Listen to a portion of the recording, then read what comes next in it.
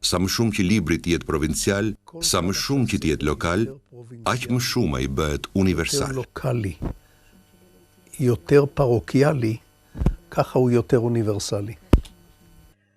Dua të ndaloj tek Çehovi për ta lidhur përsëri me Izraelin. Dua të flasim pak për Izraelin në këtë moment.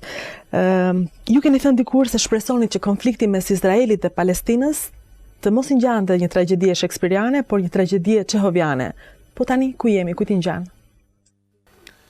אנחנו היום במצב שבו אפשר לפתור את הקונפליקט בין הישראלים לפלסטינאים.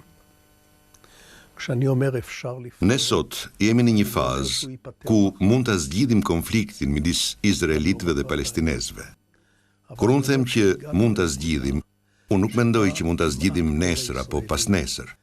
Po unë them që kemi arritur në atë pikë që pothuajse të gjithë izraelitët dhe pothuajse të gjithë palestinezët e dinë se kush është zgjidhja.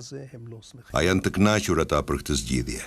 Jo, ata nuk janë të kënaqur. A do të kërcejnë ata në rrugë ditën kur kjo zgjidhje do të realizohet? Jo, ata nuk do të kërcejnë në rrugë. Por kemi arritur në atë pikë ku shumica e izraelitëve dhe palestinezëve e dinë që në fund të fundit vendi do ndahet dhe do ketë dy shtete, Izraeli për krah Palestinës. Kjo shtëpi do të jetë ndarë në dy apartamente më të vogla. הבית הזה יהיה מחולק לשתי דירות יותר קטנות. Do të thënë do divorcoheni.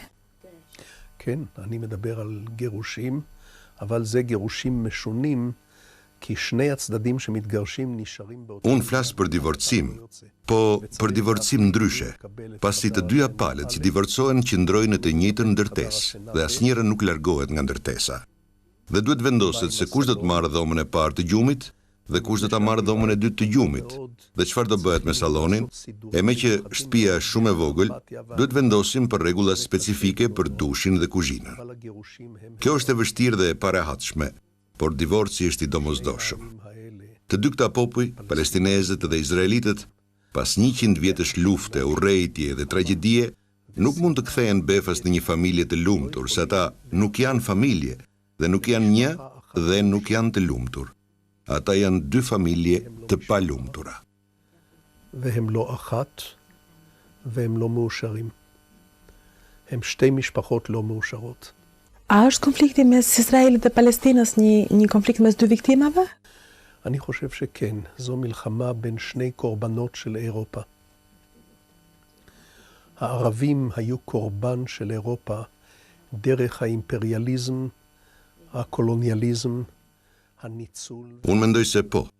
Kjo është luftë midis dy kurbaneve të Europës.